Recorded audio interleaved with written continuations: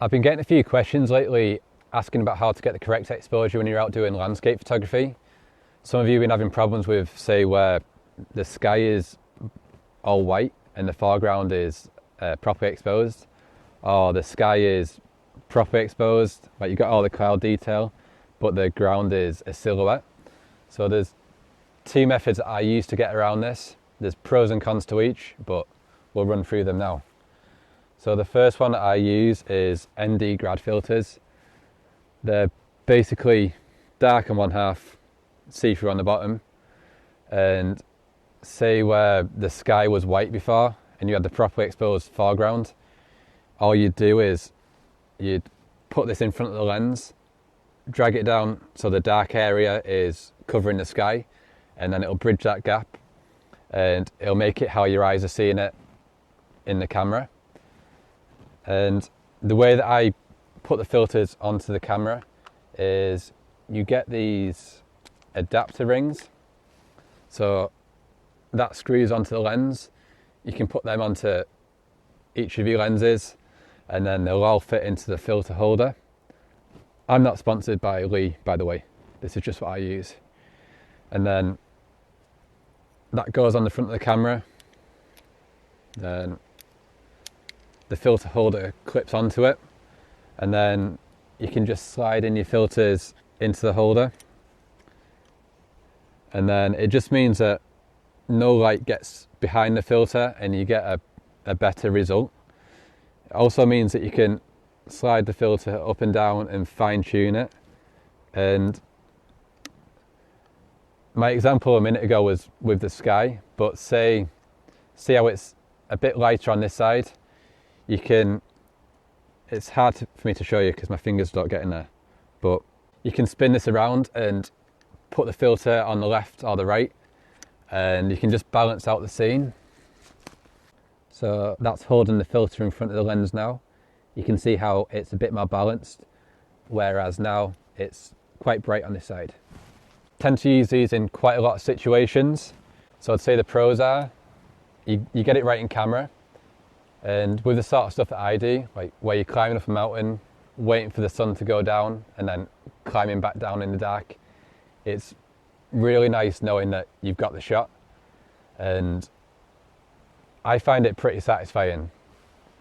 They're a bit of a faff to set up, but when it's there in front of you and when it's just like matching what's in front of you, it feels pretty good. But like I said, they're a bit of a faff to set up. I always have trouble getting these filter holders on. You've probably noticed if you watch any of my behind the scenes vlogs that, I don't know, I can just never get these to screw on properly. Before we move on, I'm going to get a shot with the 135mm. I hate these things.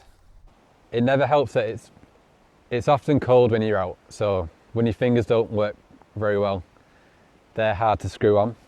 You can get around that by keeping the adapter ring on and then putting this sort of plastic lens cap on, but that doesn't always fit in my bag when I've got that on, and I'm not always that organised. Another con is if it's windy and you've got this on the front of the camera, it's a big thing for the wind to pick up on, so it's going to give you some more camera shake. And when it's raining, it's quite a big area to get rain on, so when you're wiping it off, it can also move your exposure around, because you sort of, as you're wiping it, you're pushing it up and down. You can get around those, so say it's windy, I tend to just put my back to the wind, sort of puff myself up and block out most of the wind. You have to look like a proper weirdo when you're taking these. You have to puff yourself up and block the wind. So we'll grab one here. And if it's raining, you could just take an umbrella. There's ways around it, it's just a bit annoying. And the other method that I use is HDR or bracketing. It's basically where you take a series of exposures. So you sort of do -2, -1, 0, +1, +2, and then you stitch them together in editing software. So say before where you had the the foreground was properly exposed, which is your 0, and your sky was white, which is overexposed, you could take the -2 exposure and get the sky from that. You could take the 0, get the foreground, and with the +1 or +2, right, see the shadows in this area here, you could bring them out a little bit. I would recommend not doing that because the shadows make it natural, but it's your call, do what you want. And say the pros of doing the HDR is it's free, it's quick.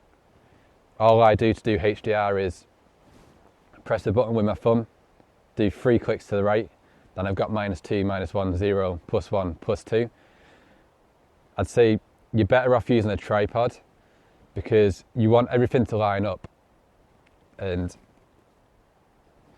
it can be tricky to get things to line up if you're doing photos of, say, woodland when it's really windy. If these trees are moving around loads, there's going to be some ghosting in there and it's going to look weird when it stitches together.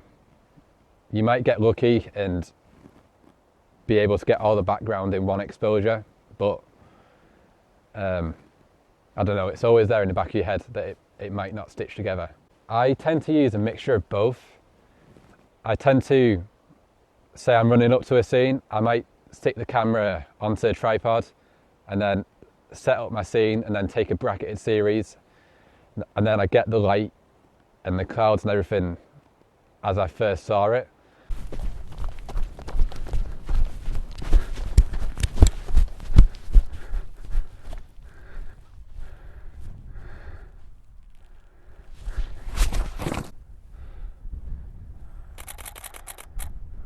And then while that's taken, I'll be getting all this stuff out, ready to set up the camera to put on the filters.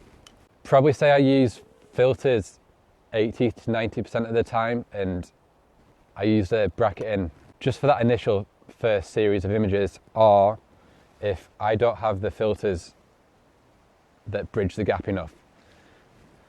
That's another downside of these actually. Because the sun varies in brightness, you're going to need to have different strength of filters.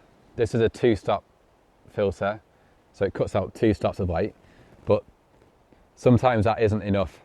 So I either end up having to stack the images or bracketing. So I think that sort of brings it to a conclusion. There's sort of a practical answer to each situation, and that tends to be what I go for. There's no point making life difficult for yourself just to have bragging rights that you did it a certain way. I find it a bit pretentious when people do that. So, depends on what you like though, do what you want. But that's the way that I get around it. If you want to see how I do it in real time, I do behind the scenes vlogs of most of my adventures, so you can see what decision I make at the time. Because it just varies on the situation really. But I hope you found that helpful. If you want to help support the channel to make more videos like this, I've got prints and greetings cards over on adamkappa.co.uk. I'll link that down below.